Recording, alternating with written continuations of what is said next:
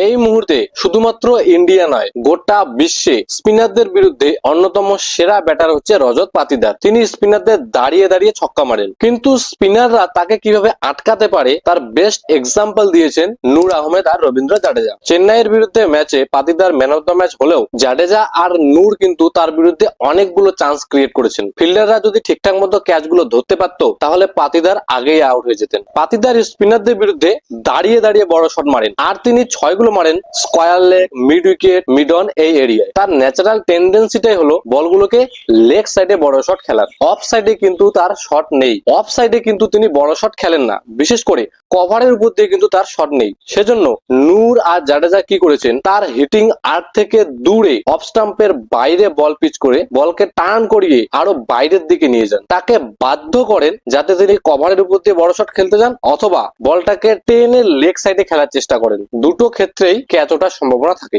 নূর আহমেদ তার বিরুদ্ধে কি করেছেন, 10 নম্বর ওভারের প্রথম বল ওভার দ্য উইকেট থেকে নূর অফ স্টাম্পের একটু বাইরের দিকে বুগলি বল করেন, বল পিচ করে টার্ন করে বাইরের দিকে চলে যায়। রজত পাতিদার বড় শট খেলার চেষ্টা করেন এবং বলটা কভারের উপর দিয়ে ক্যাচ উঠে যায়। ডিপ কভার থেকে রবীন্দ্র দৌড়ে আসলেও বলটা তার একটু সামনে ক্যাচ পড়ে যায়, ফলে ক্যাচটা হয় না। এরপর 13 নম্বর ওভারের প্রথম বলে নূর আবার সেম কাজটা করেন, এবার বলটাকে অফ স্টাম্পের আরো একটু বাইরে পিচ করান। পাতিদার আবার বড় শট খেলতে যান এবং এক্ষেত্রেও ডিপ কভারের হাতে ক্যাচ চলে যায়, কিন্তু রাহুল ত্রিপাঠী ক্যাচটা ধরতে পারেন না, ফলে পাতিদার বেঁচে যান। এরপর ওই 13 নম্বর ওভারেরই 5 নম্বর বলে নূর আবার সেম বল করেন, পাতিদার আবার লেগ সাইডে টেনে বড় শট খেলতে যান, কিন্তু এবার বল ব্যাটের কানায় লেগে শর্ট থার্ড ম্যানের একটু জাস্ট আগে ক্যাচটা পড়ে যায়। এইভাবে 3টে বলে নূর কিন্তু পাতিদারকে ফাঁসিয়ে দেন। ফিল্ডাররা যদি ক্যাচগুলো ধরতে পারতো তাহলে কিন্তু তিনি তখনই আউট হয়ে যেতেন। এরপর জাডেজা কি করেন, 14 নম্বর ওভারে লাগাতার তাকে অফ স্টাম্পের বাইরে বল করেন। এই চক্করে হোয়াইট বল করলেও তার প্ল্যানে কিন্তু জাডেজা অটুট ছিলেন।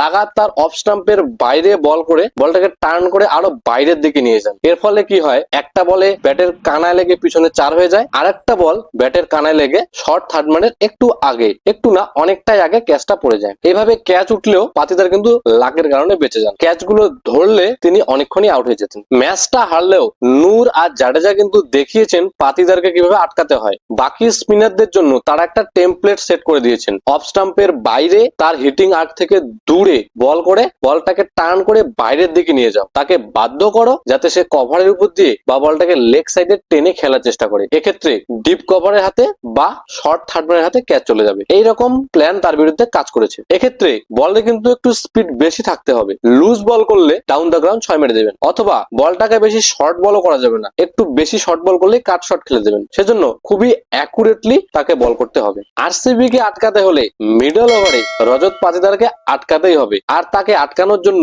স্পিনাররা এরকম একটা প্ল্যান করতে পারে। আশা করি ভিডিওটি আপনাদের ভালো লেগেছে। ধন্যবাদ।